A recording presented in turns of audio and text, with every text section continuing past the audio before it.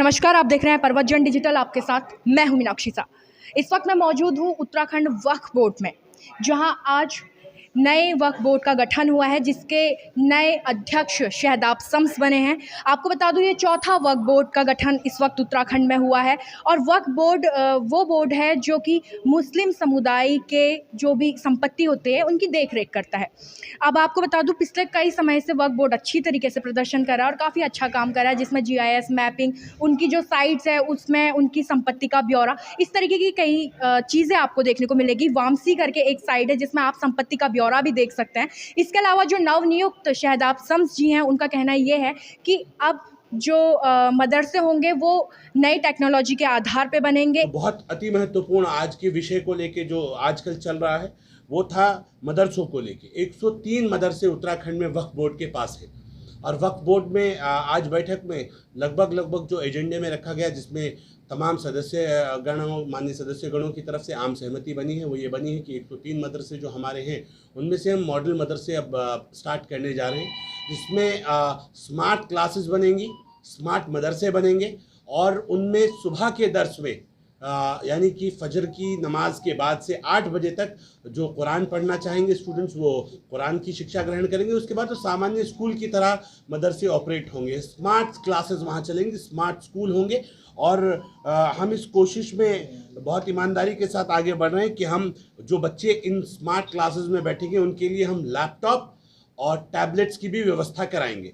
हमारे बच्चे कैसे आने वाले भविष्य में डॉक्टर, इंजीनियर और फिलोसोफर बनके मिसाइल मैन बनते हुए देश को APJ अब्दुल कलाम जैसे राष्ट्रपति दे, उस दिशा में अब ये मॉडल मदरसे उत्तराखंड को मदद करने के लिए भी तैयार होंगे। और हमने कहा था कि उत्तराखंड को आगे बढ़ाना है तो हम अच्छा करके दिखाएंगे, लोगों के सामने एक मॉडल रखेंगे कि इस तरह के मदरसे, इस तरह के, क्योंकि मदरसे का ये अरबिक वर्ड है मदरसा, जिसका हिंदी अनुवाद विद्यालय होता है, इंग्लिश में स्कूल कहा जाता है। और विद्या के मंदिर में अगर अच्छी विद्या मिलेगी तो मेरा उत्तराखंड आगे बढ़ेगा, मेरा देश आगे बढ़ेगा। उस दिशा में ये वक्फ बोर्ड का बहुत महत्वपूर्ण निर्णय है, जिसमें सभी माननीय सदस्यगणों ने बहुत ईमानदारी के साथ सहयोग किया है। और हम मदरसों के लिए और ख़ासकर मुस्लिम बच्चों के लिए, माइनॉरिटीज़ के लिए हम ऑनलाइन और ऑफलाइन फ्री एजुकेशन की व्यवस्था करने जा रहे हैं।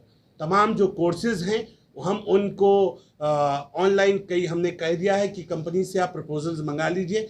जो कंपनीज, जो इंस्टीट्यूशंस बच्चों को ऑनलाइन स्टडीज़ कराते हैं उनसे हम प्रपोजल्स मांगने जा रहे हैं। ये माननीय उसमें बैठक में तय हो गया है और हमें उम्मीद है कि बच्चों को बेहतरीन शिक्षा मिले, बच्चों को बेहतरीन एजुकेशन मिले कि वो देश को बढ़ाने में और उत्तराखंड को बढ़ाने में अपनी बड़ी भूमिका निभा सकें। ये रहा हमारा मदरसे को लेकर, ये एक लाइन हमारी आई है। दूसरा, क्योंकि वक्फ बोर्ड की संपत्तियों के ऊपर बहुत अवैध कब्जे हम सब लोग जानते हैं कि हो रहे हैं, और एक होता है धारा 56 की कार्रवाई, धारा 54 की कार्रवाई। उस धारा 54 की कार्रवाई में बाकायदा कोर्ट होती है, कोर्ट के बाद फिर माननीय न्यायालय के माध्यम से आदेश जारी होते हैं और फिर सिटी मैजिस्ट्रेट उस जो जहाँ पे अतिक्रमण होता है उस ज़मीन को क्लियर कराने के लिए उनको जिम्मेदारी दी जाती है।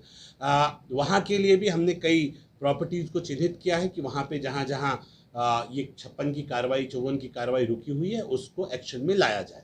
बहुत जल्द हम अपना बुलडोज़र भी रेंट पे, क्योंकि बहुत बड़ा उत्तराखंड है, अगर एक जगह रख लिया जाएगा तो यहाँ से दूसरी जगह जाने में खर्च जो है वो ज़्यादा आएगा। इसलिए तय किया गया है जहाँ भी आवश्यकता होगी हम रेंट के ऊपर वक्त आवश्यकता के अनुसार हम हायर करेंगे बुलडोजर्स को, और जहां हमारी संपत्तियों पे अतिक्रमण हो रहे होंगे वहां हम किसी कीमत पे भी अतिक्रमणों को नहीं होने देंगे। कोई डेटा है आप लोग के पास कितना अतिक्रमण हुआ जी, है? अभी वो डेटा मैं आपके साथ शेयर कर लूँगा। डेटा में काफ़ी कुछ है, जिन संपत्तियों के ऊपर अतिक्रमण हुआ है, कहाँ कहाँ संपत्तियाँ हैं, वो वक्फ बोर्ड के पास डेटा है। तो बहुत जल्द आपके पास उस संपत्तियों का विवरण आपको दिया जाएगा। तो उत्तराखंड वक्फ बोर्ड के नवनियुक्त अध्यक्ष शहदाब शम्स इस वक्त हमारे साथ हैं। सर, किस तरीके का आपका आगे का प्लानिंग होगा कि किस तरीके से बोर्ड को उठाया जाए? देखिए, बोर्ड की आज पहली बैठक थी और माननीय सदस्यगण नीचे हैं, अभी बोर्ड की बैठक चल रही है, एक लंच ब्रेक हुआ है। मैं ये कह सकता हूँ बोर्ड में बहुत अच्छे अच्छे प्रस्ताव आए हैं। बोर्ड को काम करने का ये मौका मिला है और सारे माननीय सदस्यगण इसमें सहमत हैं कि इस बार का बोर्ड एक ऐतिहासिक बोर्ड रहेगा और अच्छा काम हम लोग करेंगे। वो लोग बात फैला रहे हैं जो झूठ बोल रहे हैं। कांग्रेस की सरकार में कांग्रेस का ही बोर्ड रहा है, पंडित नारायण दत्त तिवारी जी की सरकार में उन्हीं का बोर्ड रहा है। तो पहली बार नहीं हुआ है कि जिसका बोर्ड है उसकी सरकार है। हम ये कह रहे हैं, हम किसी के ऊपर तनकीद नहीं कर रहे हैं, हम सिर्फ इतना कह रहे हैं कि हम काम करने आए, बहुत ईमानदारी से काम होगी। हमारे मदरसों को हम स्मार्ट मदरसे बनाने जा रहे हैं, जहाँ स्मार्ट एजुकेशन मिलेगी। और जो मोदी जी का सपना है कि एक ईमानदार राष्ट्रभक्त जिसके एक हाथ में कुरान हो और एक हाथ में लैपटॉप, वो आपको बहुत जल्द उत्तराखंड में देखने के लिए मिलेगा।